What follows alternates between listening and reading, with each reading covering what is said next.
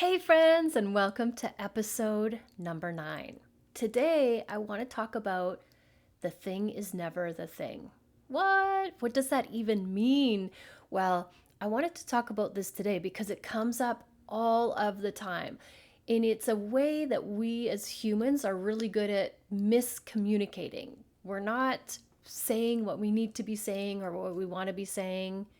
And we find that the thing that we are problem solving for or having an issue with or fighting about is never actually that thing. Let me explain. When I was a personal trainer, my clients would always come to me with some sort of injury, and then I would say, let's track it down to find out what's really going on. For example, one of the biggest things that people complain about is a back issue. And a back issue, just because of pure experience, like seeing hundreds and hundreds of people with this, and like, I got to figure this out because everybody has a back issue, is related to 99% of the time, it's not related to the back, it's related to tight legs. But everybody, when they have their back issue, the first thing they want to do is go right to the back and solve at the back, solve where the pain is coming from. So when my clients would come to me and go, "Oh, my back is out," I'm like, "Okay, great. I know how to fix this.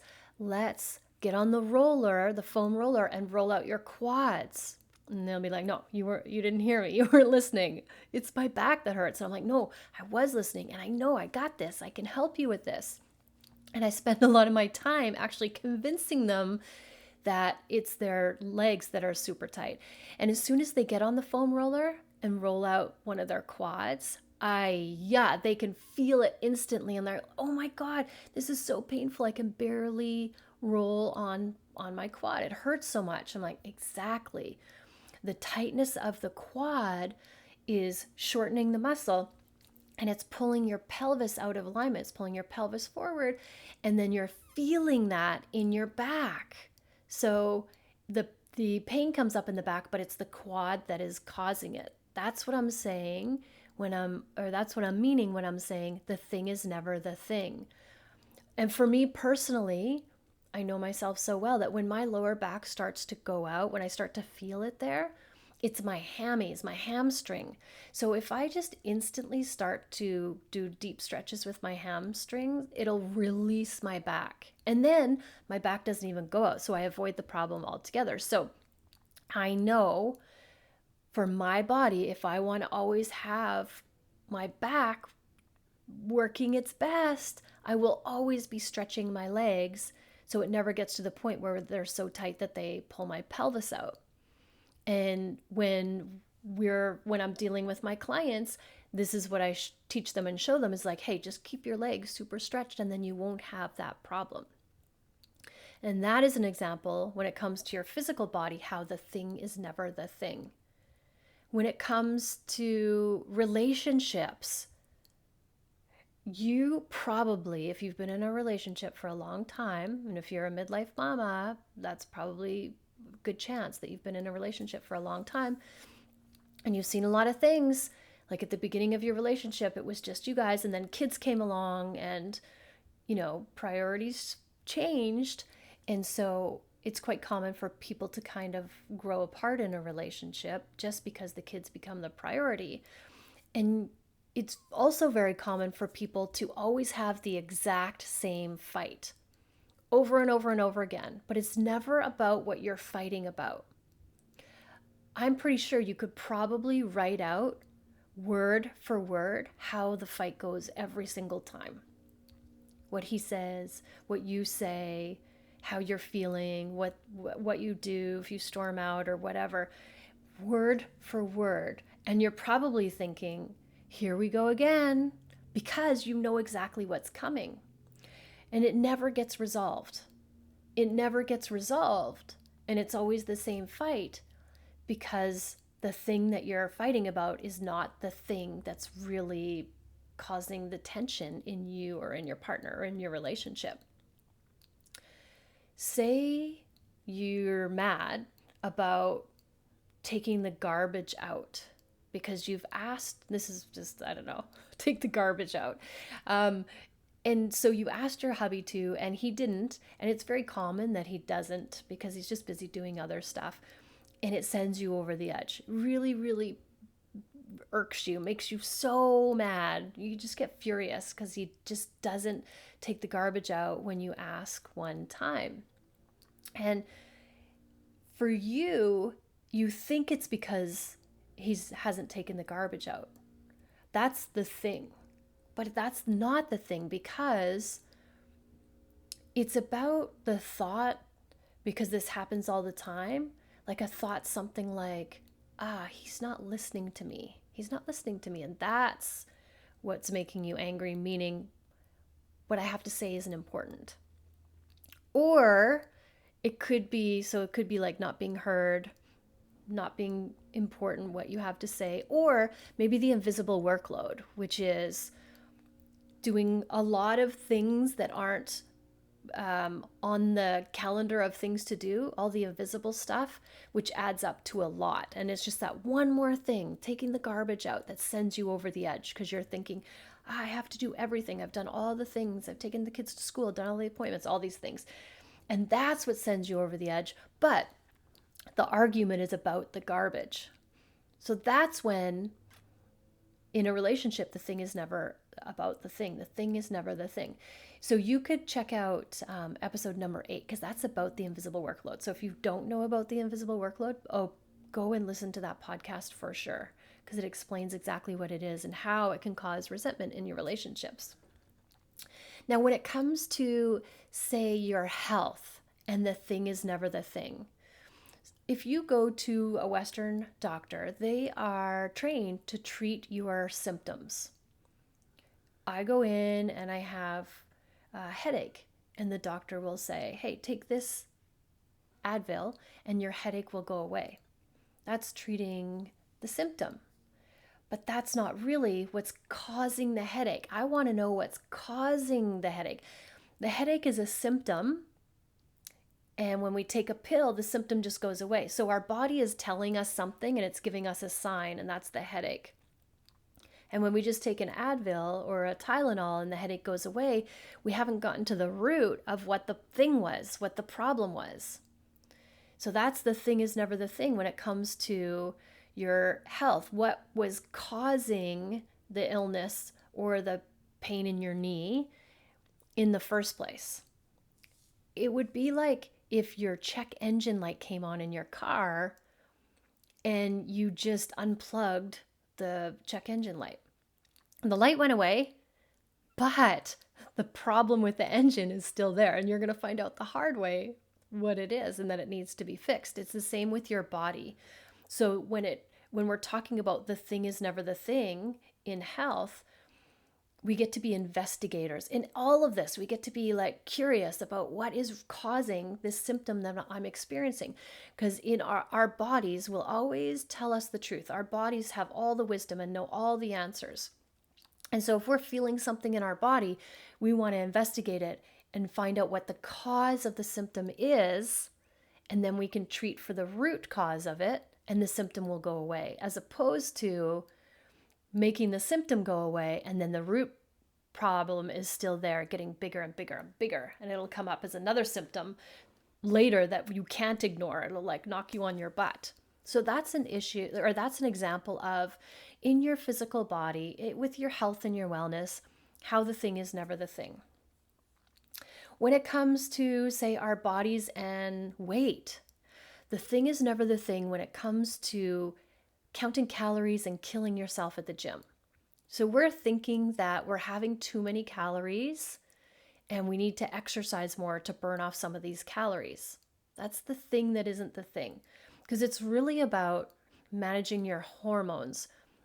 Our whole body is run by hormones. And so if something is off, we want to first look at the hormones. And how do we regulate the hormones? And when we can regulate the hormones of whatever system is off, then it will go back into place and regulate itself, and it'll be all good again. So when it comes to weight loss, there's quite a few hormones that help regulate weight loss in our body, like our ghrelin and our leptin and our cortisol. But the number one, the big mama of all weight loss hormones is insulin. So when we are gaining weight, it's not eat less, it's how do we stop our insulin from spiking? How do we regulate our insulin? And of course, it's with our food. It's with the types of foods that we eat and what time we eat the foods. So that's the actual thing. So quite often in weight loss, we're focused on the wrong thing. Also, the other thing in weight loss that's the real thing is overeating. And the one that we focus on is stopping overeating, as opposed to why are we overeating? Why are we overeating? And that all comes back to our emotions. When we are feeling an emotion that we don't want to feel, we exit and we do something else so that we're not feeling that feeling. So in the case of when it comes to food, we're feeling uncomfortable, we're feeling something that we don't like. And instead of processing it, because we don't know how, we've never been taught that, we'll go and eat some food that will distract us from the feeling. That's the only reason why we're eating that food. That and because our dopamine has been hijacked. And we're looking for that hit of feel good, because the dopamine is the anticipation, the feel good. So we're again looking to just not feel the feeling. So instead of counting your calories and killing yourself at the gym, you want to regulate your insulin, which is the types of foods you eat and when you eat.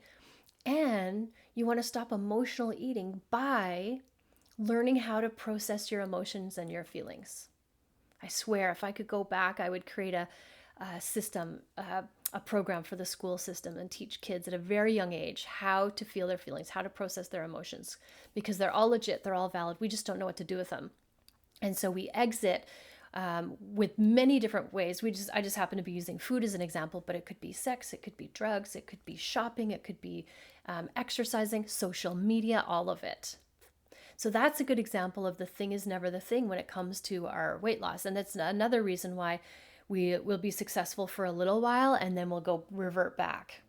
Because the way you lose weight is what you have to keep doing to keep the weight off. And it's not sustainable to lower your calories or to eliminate whole food groups or to exercise for 2 hours a day, especially as you get into midlife. Your body can't do that anymore. Your body is changing and it needs a different type of exercise. And so that thing is never the thing. And we get to look at it differently. Oh, how could I do this differently to solve for the actual problem? Another way that the thing is never the thing is when it comes to living our full potential or living our life's purpose. Most of the time, we'll find other excuses like, I don't have time, I'm too busy at work, oh, I gotta look after my kids, got my family, all these things, when really the actual thing is fear. It's the fear that's stopping us from doing it. The fear of failure, the fear of the unknown, the fear of success. A lot of people have a fear of success. I'm one of those people too. A lot of the times we'll sabotage ourselves because we're thinking, oh, who am I to be amazing and have all of these things? So we sabotage ourselves for fear of being seen. That's the success. Fear of being seen, being amazing and having these people see you be amazing. So when it comes to living our purpose, what we think it is that we don't have time because we've created so much busyness in our life, but we're really actually really scared to do that, really afraid to achieve our full potential. And that's what keeps us from actually trying to do it. That's what keeps us from being curious about it and exploring. So I've given you many examples in many different areas of our lives how the thing is never the thing. So if you're feeling triggered in an argument or not feeling good about your body or a health issue comes up, I want to invite you to just really consider, oh, what if the thing wasn't the thing? Then what would this be? What would I actually be solving for? Because when we are solving for the wrong thing, we're going to get the wrong result. We're not going to actually fix our problems. We're still going to be having the same problem over and over again. And you can see those repeating patterns in our lives. You'd be like, oh, here I am again. Here I am still in the same spot. Nothing has changed. So I would love for you to consider this. The thing is never the thing. An invitation. So the next time a thing comes up,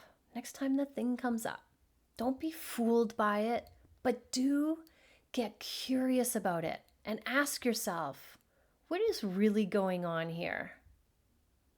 What's this really about? And solve for what the real issue is. And please don't waste another second on the thing that isn't the thing. Thanks for listening. Always, always, always love yourself first and have an amazing day.